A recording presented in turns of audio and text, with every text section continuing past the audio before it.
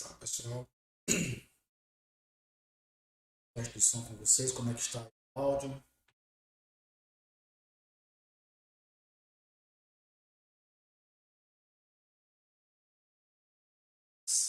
Configurações aqui de áudio, bacana para vocês, capacitando.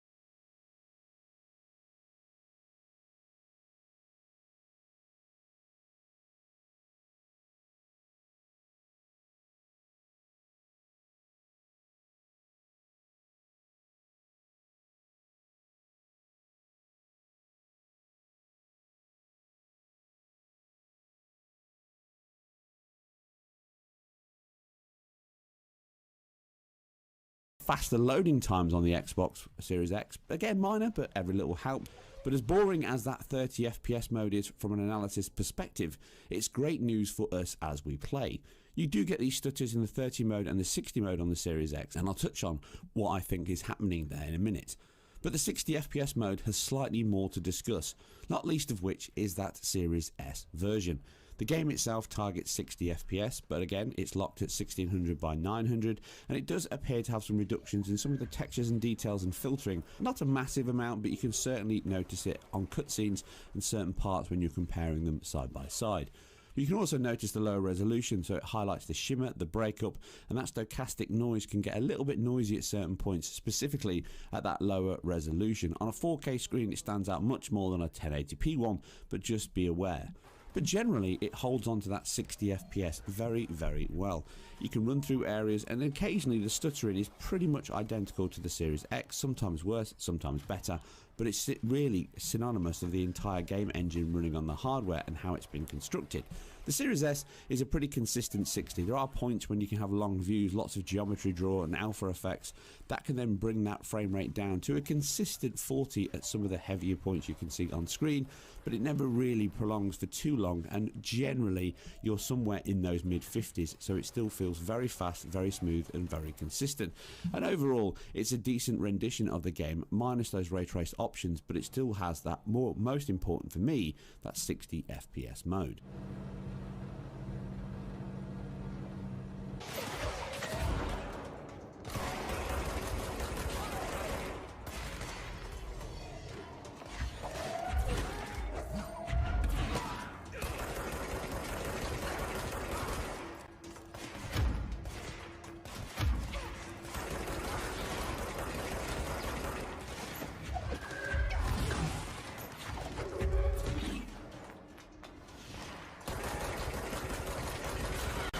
Moving into the Series X and the PS5, the comparison here again is pretty close.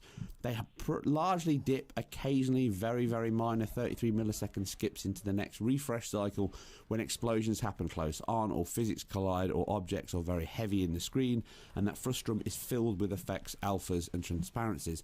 That can cause a couple of dips down, but they're not that far apart in this fully rasterized mode. maybe ever so slightly better to the Series X, but you wouldn't notice it outside this comparison.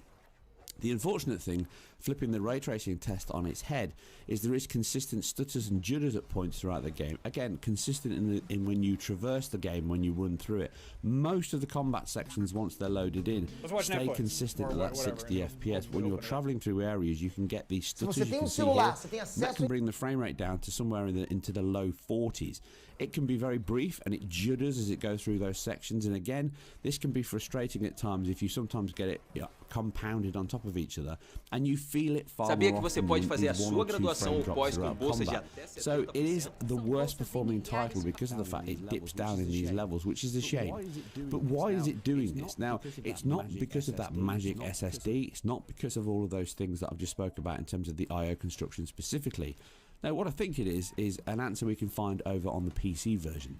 The Northlight engine is a very impressive engine. It's almost a perfect technical showcase of all the things the tech engineers want to push into a title.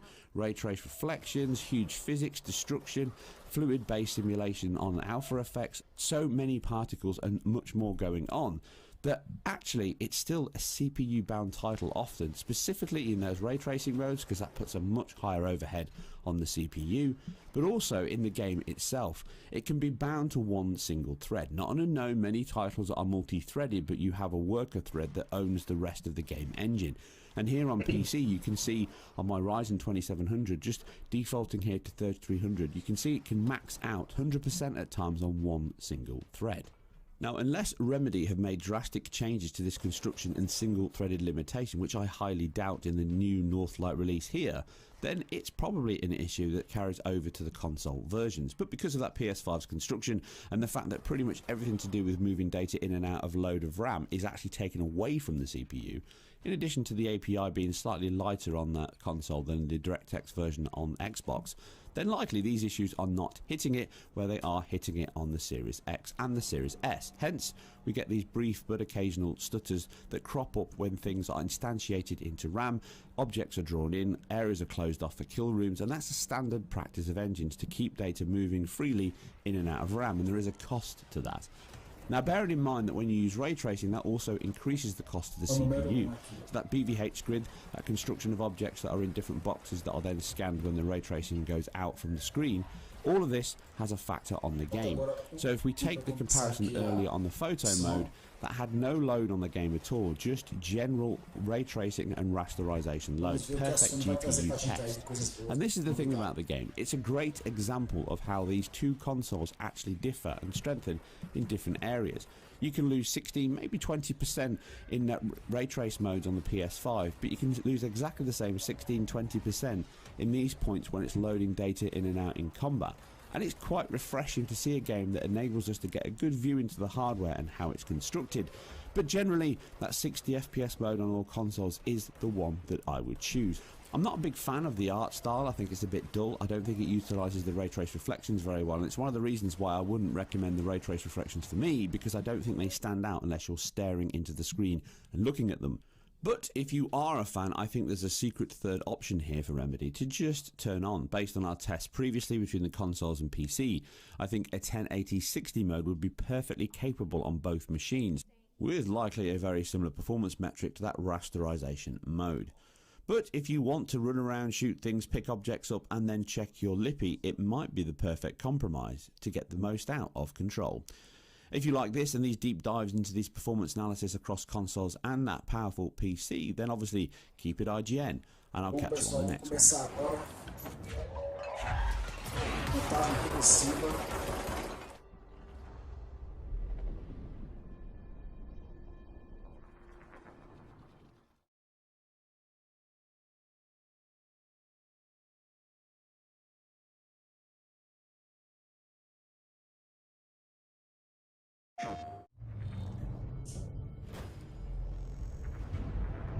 There's some very unexpected developments in your future. Shocking events that will change the course of your life! That last part might have been a hair dramatic, but there's lots of awesome updates and additions coming to the Crash Bandicoot 4 It's About Time experience on PlayStation 5. Yeah! Hey everyone, I'm Lou Studdard, creative producer at Toys for Bob. I'm here to give you the feature rundown on Crash Bandicoot 4 on PS5. That includes 4K at 60 frames per second, adaptive triggers, 3D audio, and more. Let's make this fun. Picking up where Crash Bandicoot Warp left off, in Crash Bandicoot 4 It's About Time, we find the evil masterminds Neocortex and Dr. Entropy escaping a once-thought inescapable interdimensional prison, leaving giant holes in the universe. What follows is a mind-bending adventure for Crash and his marsupial pals. We designed Crash Bandicoot 4 to leap off your screen, brimming with bold, vibrant environments and characters. Crash Bandicoot has always looked pretty suave, but wait until you see him spinning heads in native 4K at 60 frames per second. With the weight of the universe on your shoulders, and probably some errands to run, there's little time to wait on loading screens. The DualSense wireless controllers bring adaptive triggers to your fingertips, so you can feel the blast of Neocortex's DNA-changing ray gun, or feel the grip when you grapple a Tana's hookshot. Hold on tight when you feel the boost of Crash's jetboard, and really feel the suck when you vacuum his Dingodile. Looking to get fully immersed in the Crash Bandicoot universe? Crank it up to 11 and take your audio into an all-new dimension with enhanced 3D audio. Achieving the infamous 106% completion is the sign of a true Bandicoot master. But should our genetically mutated marsupial lose his way? Leverage PlayStation 5 activity cards to track your progress and hit your goals for things like time trials, flashback levels, and boss fights. I bet Entropy wishes he had that. Even bring your incomplete save over from the PlayStation 4 and use the activity cards to get to 106%. Oh, and one more thing. If you own the PS4 version of the game, an upgrade option is available. Check out the PlayStation blog for full details. Whether it's your first playthrough or your 100th, there's no better time to experience Crash Bandicoot 4 It's About Time on PlayStation 5.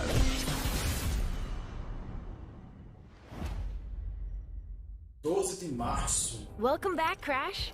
The gang's all here on today's new edition of State of Play. We've got some great updates lined up for you. First, let's check out the latest on an eagerly anticipated game coming to the PS5 console this spring from PlayStation Studios. Hey everyone, we at Housemarque are excited to give you this sneak peek at Returnal. In Returnal, you will play as Celine, an Astra scout, who crash lands on an alien planet, Atropos, after receiving a mysterious signal, White Shadow. Players will explore this inscrutable, dark planet in search for answers and unfold mysteries, which may point to a larger force at play. Dashing and quickly maneuvering your way above and around enemies is key to survival in Returnal.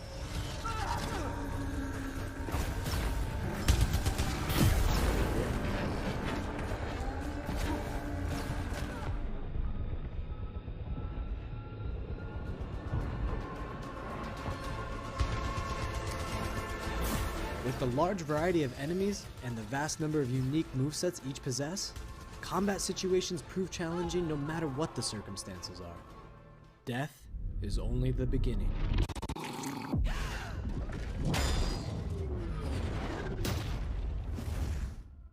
Every time you die and restart, the world will change.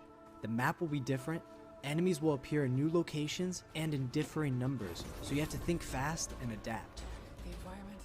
Here you can see the use of the lightning alt-fire, which is great for crowd control. This is one of many alt-fires that you can acquire in the game.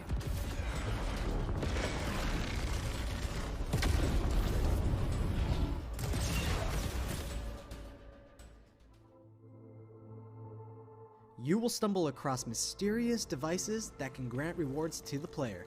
These will vary from weapons, consumables, and upgrades, and they can completely change your playstyle and make each cycle feel unique. Besides the intense combat, Returnal also has a deep and engaging narrative. We allow players to piece together the puzzle that is the story of Celine, as they venture deeper and deeper into Atropos and into her personal nightmare. That can't be here. I think I am reliving my memories in that house, but not fully. The corrosion right. Some parts are missing, others seem manufactured. But I can remember the torment, feeling like I was losing my mind. There's no comfort here. No safe space.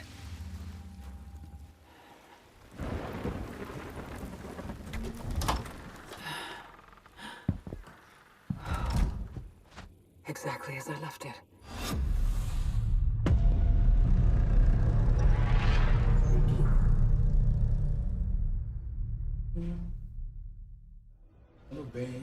Returnal lands on April 30th, and it's developed by the talented team at Housemarque. Next, let's take a closer look at a high-impact new PS4 game called Knockout City.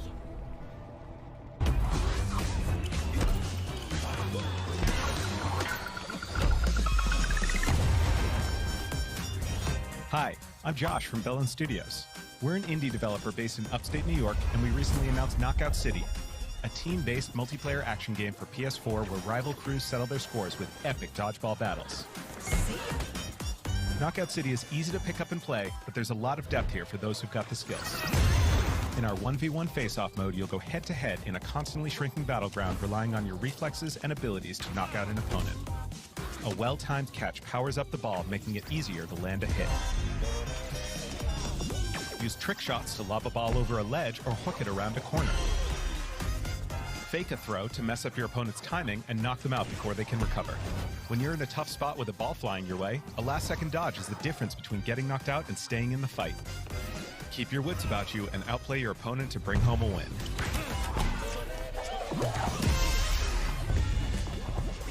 Let's jump into Team KO, our 3v3 mode.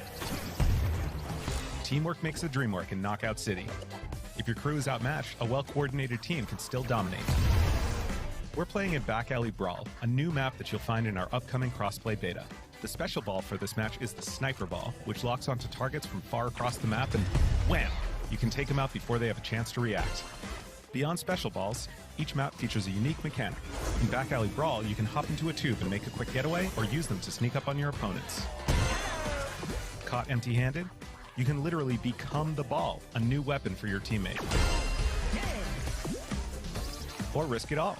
Charge up a teammate, launch them high into the air with an ultimate throw, and they'll land in a huge instant KO explosion.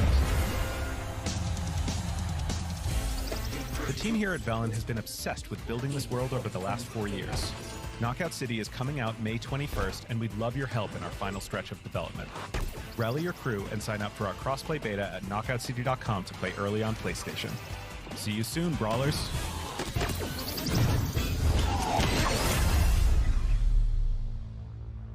Cosplay.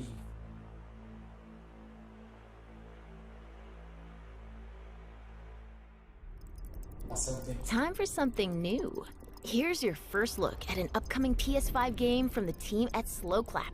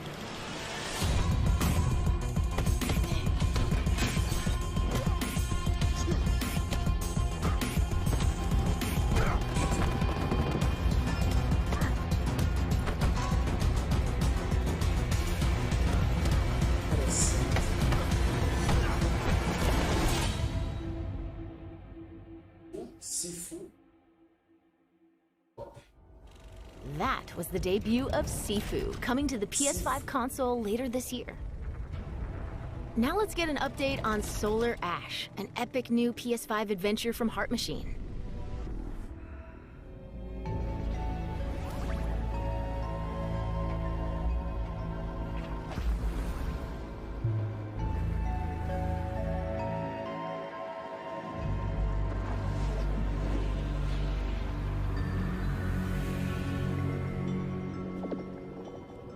Hey everyone, I'm Alex Preston, creative director of Heart Machine. You might know us as the team behind Hyperlight Drifter. Today, I'm here to show you the first peek at gameplay for our new title, Solar Ash. Solar Ash is a huge, stylish 3D platformer focused on speed, movement, and fluidity. The game is set inside a giant black hole known as the Ultra Void, which has been consuming everything in its path. You play as Ray, a daring Void Runner who has decided to venture into this terrifying anomaly as a last-ditch effort to save her homeworld. Ray is extremely agile, able to speed across the world with abilities akin to skating. On the ash and clouds, she can quickly cover great distances in our huge world. At its core, Solar Ash is a game about movement, and Ray has everything she needs to flow through the dangerous and unique world.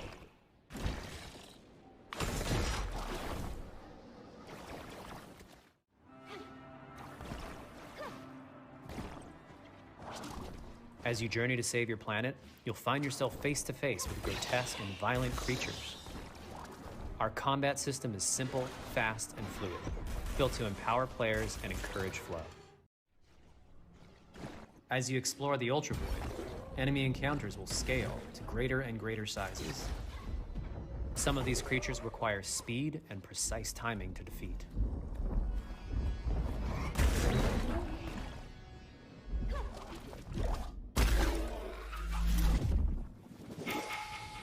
Ray will eventually need to face the massive sentinels of this void, wretched, starved beasts that hold the key to her quest.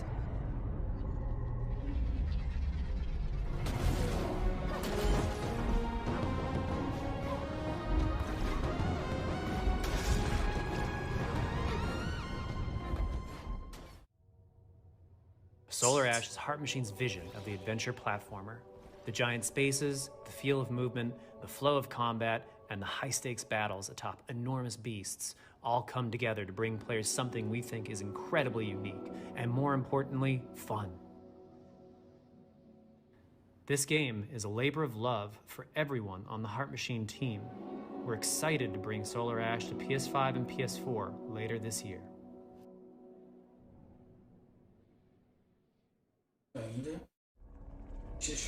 If you're a fan of scary games, this next one is for you.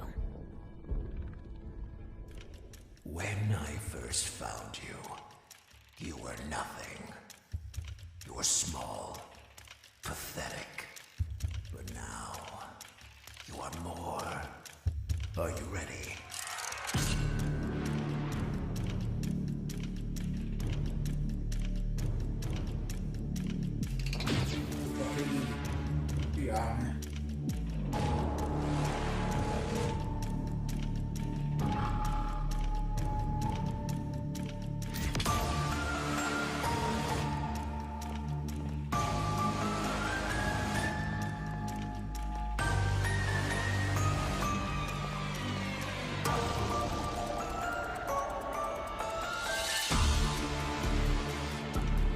Gregory, we can get you out of here. You and me together.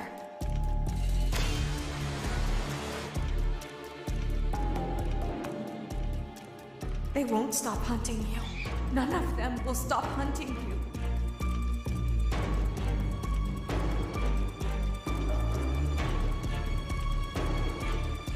We have to get you out by morning.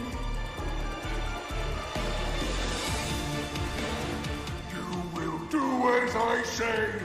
You will bring me what I want. And if you fail me, then you will. Both of you burn!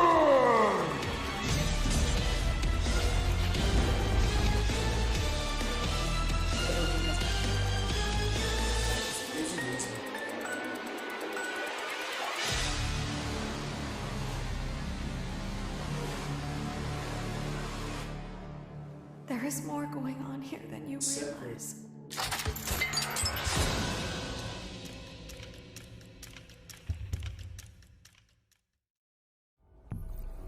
That was a chilling new look at Five Nights at Freddy's Security Breach.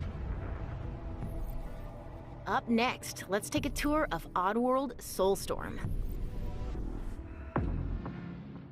Hi, I'm Lauren Lanning, creative director at Oddworld Inhabitants. Today, I'm going to take you on a brief tour of our newest game, Oddworld Soulstorm. They've always known you would come. Do you know why you have? In Soulstorm, you reprise the role of Abe, accidental hero turned unlikely leader of an emerging revolution, as you do battle through weird and wonderful environments in an effort to escape the all-powerful and eternally greedy Gluckins. We really wanted to bring this world to life with what we call 2.9D platforming, which adds much more depth and immersion for the player. This sense of connection is also reinforced through the use of the DualSense's haptic feedback, as you'll now be able to feel Abe's heartbeat in high alert and suspenseful situations. There are well over 1,000 fellow Mudokons that you must try to save along the way, but they are far more than helpless workers looking to be saved. When used effectively, you'll be able to solve puzzles, harness their combined energy, and be given the tools they need to fight alongside you. And there will be times when the extra hands will be needed as you face off against an array of heavily armed enemies that will stop at nothing to find and end Abe once and for all. In order to stand a chance against this much larger threat, we gave Abe the ability to scavenge, loot, and pickpocket items from his surroundings and use them to craft an impressive arsenal of his own that he can share with others. You can also play as a non-lethal pacifist or an agent of chaos. We wanted you to have the choice. But there is one iconic ability for our shamanic protagonist, Possession. This mystical power allows you to take control of your foes and use their strengths and weapons against them, or use them to gain access to paths still ahead. The Oddworld universe is a diverse place, and this means that there are some environments and situations that require a little more thought, patience, and stealth. You'll find dark and dangerous caves, heavily guarded industrial sites, and ancient forgotten lands. Here, we've built lots of opportunities for you to test your skills and find different ways to handle things. It won't be easy. If being hunted by an army backed by a shady and wealthy organization isn't bad enough, there are also more dangers in the forms of natural obstacles, ancient traps, trials against swarming dark creatures, and industrial hazards that must be dodged, crossed, and avoided. Ultimately, Abe's journey is one of hope, freedom, and truth. There's a rich and engaging narrative to discover in a world full of lies, and we've been able to bring our characters to life like never before. In true Oddworld fashion, your actions in-game will decide the fate of Abe and all those you manage to liberate along the way, and we can't wait to see what you will do.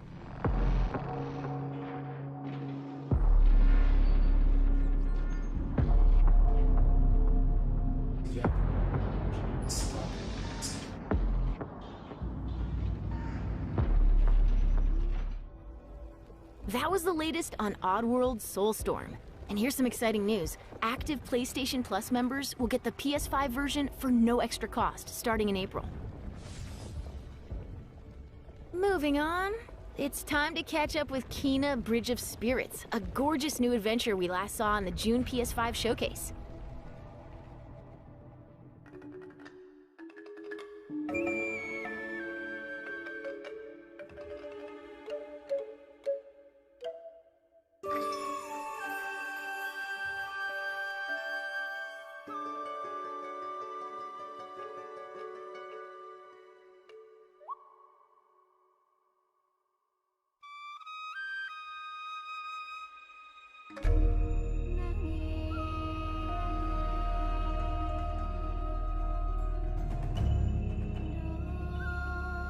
The rats seem quite fond of you.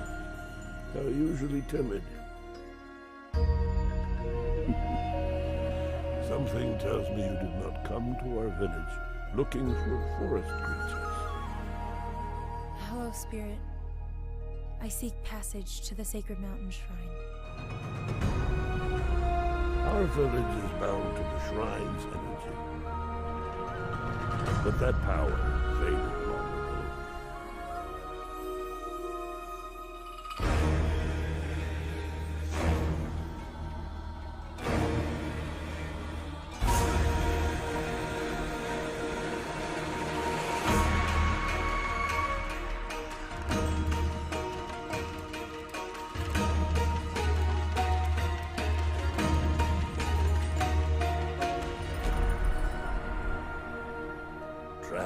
spirits linger here, tangled in the tragedies of our past. You must help these spirits if you wish to reach the mountain shrine. It's okay. You have to go now.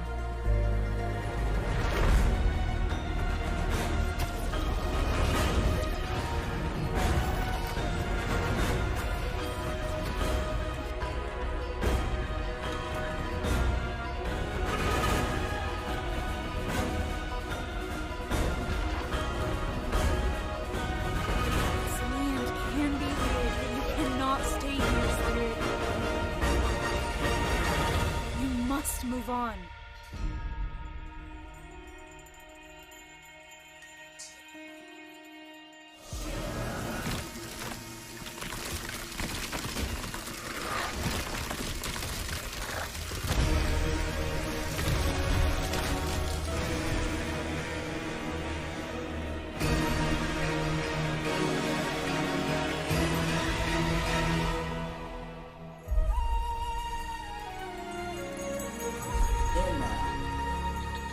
The spirit guide is a lonely one.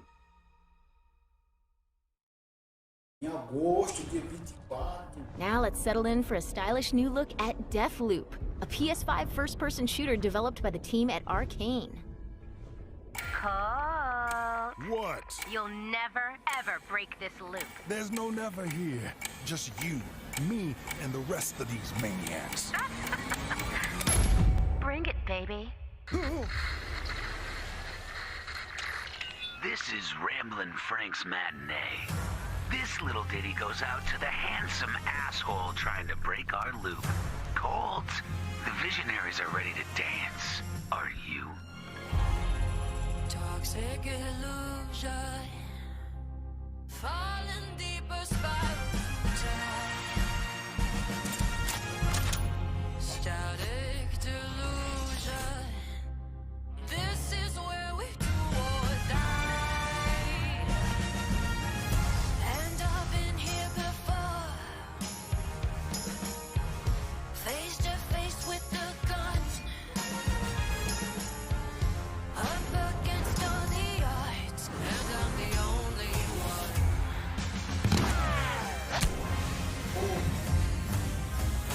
Oh, I've been here before, it must be true. This is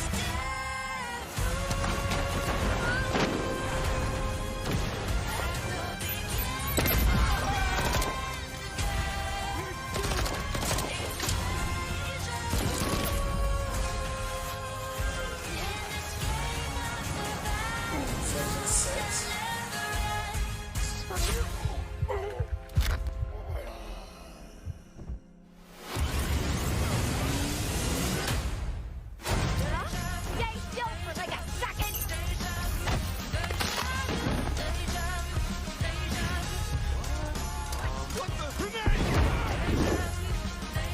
Shit. Die already! You're doomed! Somebody's feeling feisty.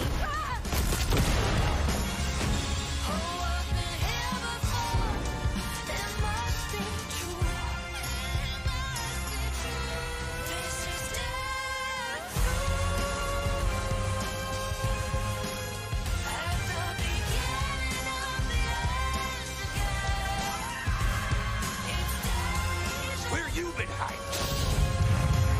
Boy, do I got a bone to pick with you. Let's do it again tomorrow. What to do when the bullet is the same, but the kill is always new. Song's over, people. And so is Ramblin' Frank.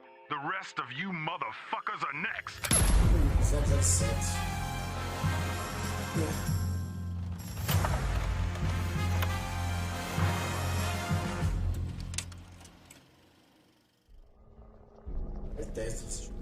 Before we leave, how about a huge update for one of 2020's most celebrated games?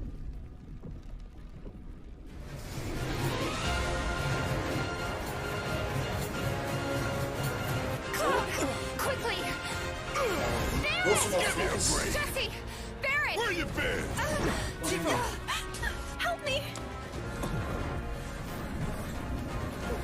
Come on, let's push it past the red line! Now it's my turn! Got your lethal force right here!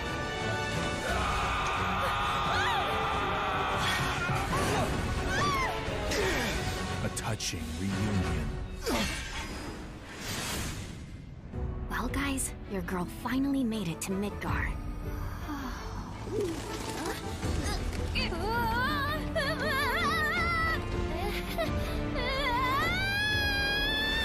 My name is Yuffie, Materia Hunter and Elite Special Forces operative for the new Wutai government. We'll prove to our common enemy that Wutai is not to be trifled with.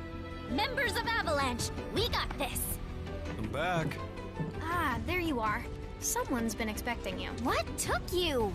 Sorry about that. Anyway, it's nice to meet you. I'm Sonon Kusakabe.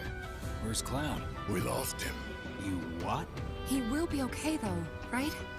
Well, of course he will. They're the ones who blew up the reactors. Cool. Should we say hi? No, better not. After what they've done, you gotta assume Shinra's on their tail. Look, a Moogle! Stop!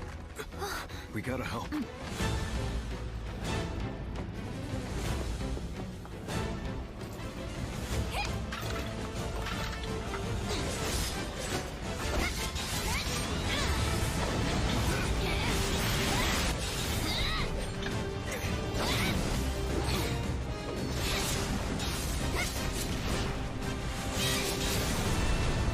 No freaking way!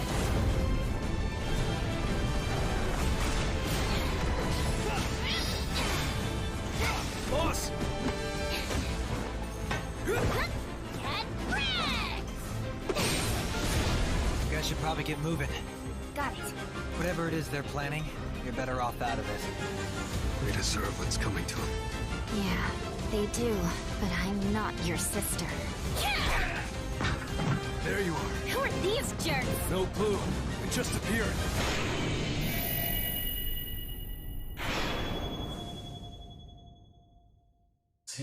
Now, let the hunt begin.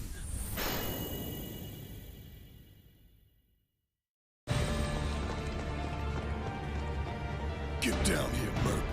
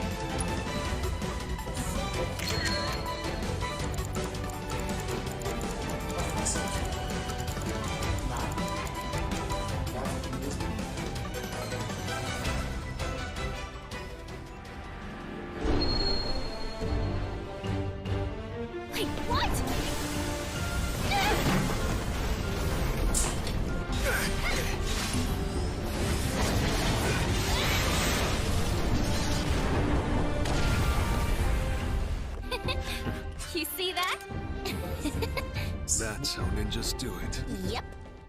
Preparar pra realizar.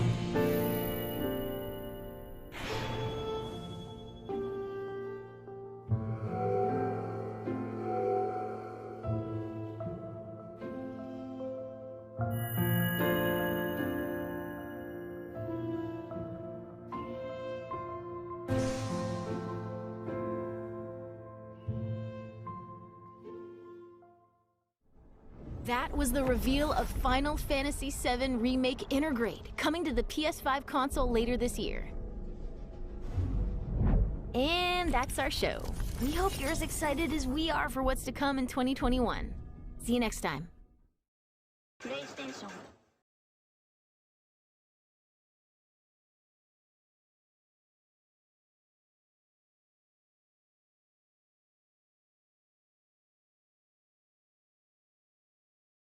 Pô, foi só isso. Eu vou.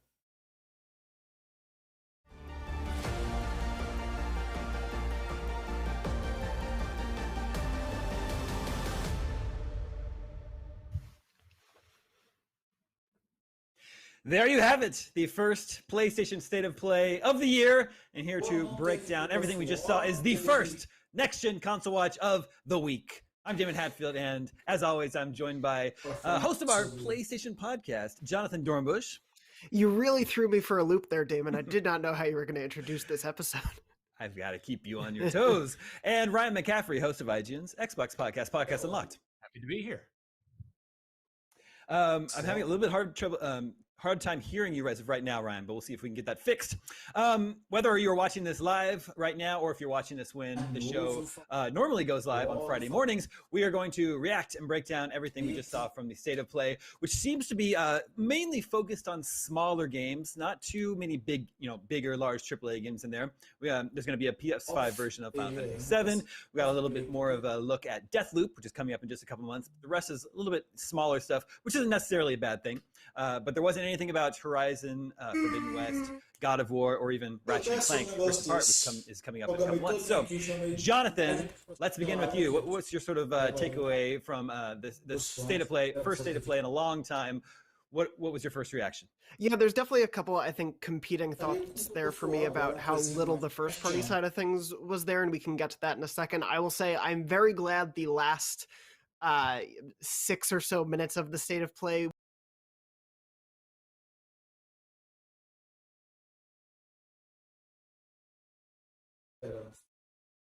coisa por aqui nos jogos foi interessantes, alguns sim, alguns não. Remake normalmente final sem nem ter muito conteúdo que nem para ver um pouco de teoria. Crash, alguns coisas aí no enfrentando aí o só esse aqui. Valeu a todos aí. Bom final de semana.